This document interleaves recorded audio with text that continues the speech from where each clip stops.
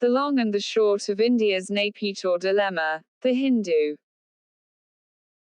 The long lingering power struggle in Naypyitaw has finally ended, and the Myanmar junta, led by General Min Aung Hlaing, has won the struggle, dashing decade-long hopes for a truly democratic Myanmar.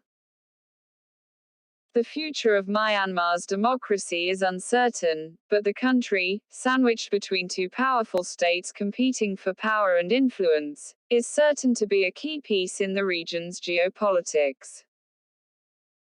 Given its high stakes in Myanmar, New Delhi would need to be nimble-footed and creative in its responses, with well-thought-out strategic choices taking precedence over knee-jerk reactions. Coup. Politics and geopolitics. If Myanmar's democracy prior to the February 2021 coup was inadequate and intolerant towards minorities, its political future will be a lot more complicated, making the choices of outside powers far more constrained. Strong reactions and the threat of sanctions from the United States and the West in the wake of the recent coup could lead to unique political realignments in Myanmar. As a result, even though the democratic credentials of the former state councillor, Aung San Suu Kyi, remain deeply diminished today, thanks to her shocking justification of the ill treatment meted out to the Rohingya, the international community may not have any alternatives when it comes to pursuing the restoration of democracy in the country. Ms. Suu Kyi no doubt made a Faustian bargain to cling on to power, certainly since the bloody crackdown against the minority Muslim community in 2017, and yet the recent events have brought her right back into the center of the international community's political calculations in Myanmar. Sometimes, good intentions have deeply compromised outcomes. To rebuild the charisma of the fallen Messiah, those batting for Ms. Suu Kyi in the international community may have to condone her government's past actions against the Rohingya in order to highlight her suitability to be the savior of democracy in Myanmar once again. She will now be the poster girl for the international campaign to restore democracy in Myanmar, and the case against Myanmar's conduct during her government's tenure at the International Court of Justice (ICJ) will most likely be put on the back burner. In this process, the plight of the hapless Rohingya will take a backseat or be conveniently forgotten. Put differently, increasing global support for Ms. Suu Kyi could potentially spell doom for the persecuted Rohingya. The China factor. This is a coup that seems to suit no one except the Tatmadaw, the armed forces of Myanmar.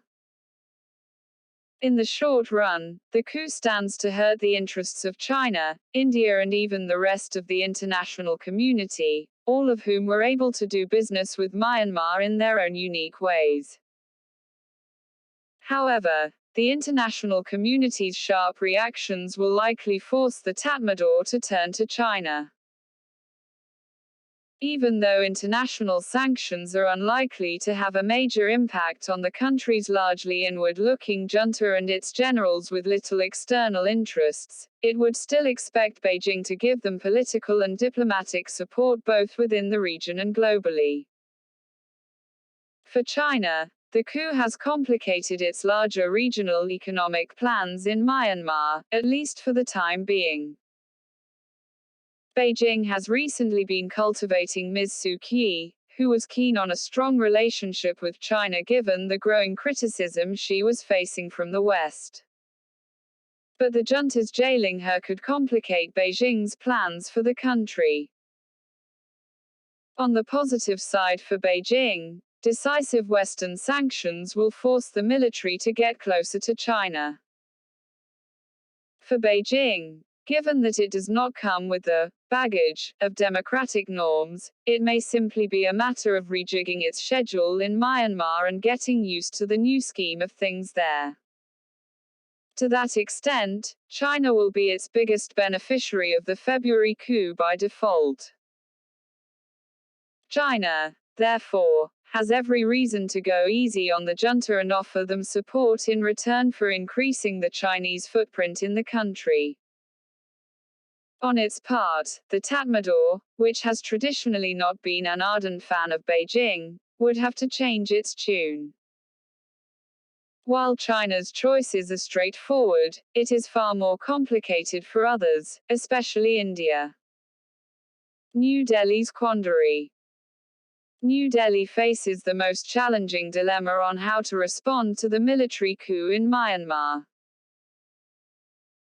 The dual power centers of the military and the civilian government that existed in Naypyitaw until recently suited New Delhi quite well, as it did not have to worry about hurting the international community's normative concerns or sacrificing its national interests while engaging them both. More so, until recently, New Delhi's Myanmar policy was not shaped by a difficult choice between norms and interests. Neither was Ms. Suu Kyi's political experiment without its faults, nor were India's national interests hurt by the Tatmadaw. The February coup has undone the comfortable space New Delhi's Myanmar policy occupied for close to a decade. While India's national interests, under the new circumstances, would clearly lie in dealing with whoever is in power in Myanmar, India would find it difficult to openly support the junta given the strong Western and American stance. On the other hand, it can ill afford to offend the junta by actively seeking a restoration of democracy there. Being a close neighbor with clear strategic interests in Myanmar, offending the junta would be counterproductive. While Ms. Suu Kyi was getting cozy with Beijing, it was the Myanmar military that had been more circumspect, to Delhi's delight of course. With Ms. Suu Kyi in detention, Beijing will focus its energies on wooing the generals. Although the Ministry of External Affairs statement, "We believe that the rule of law and the democratic process must be upheld. We are monitoring the situation closely," is definitely in favor of restoring democracy. Its past support for the pro-democracy movement in Myanmar is unlikely to return. This is particularly because the nature of the regional geopolitics has changed thanks to the arrival of China on the scene. New Delhi's new Myanmar policy will therefore be a function of interests rather than norms. Cooperation. Rohingya issue. While a friendless Myanmar junta getting closer to China is a real worry for New Delhi, there are other concerns too. For one, Myanmar's military played a helpful role in helping New Delhi contain the northeastern insurgencies by allowing Indian military to pursue insurgents across the border into Myanmar. Coordinated action and intelligence sharing between the two forces have in the recent past been instrumental in beating back the insurgent groups in the northeast. Equally important is the issue of providing succor to the Rohingya in the wake of the military coup in Myanmar. Unless the military decides to engage in a peace process to gain some brownie points for itself, the Rohingya question is likely to be pushed aside, with the campaign against them continuing relentlessly, perhaps with even more ferocity.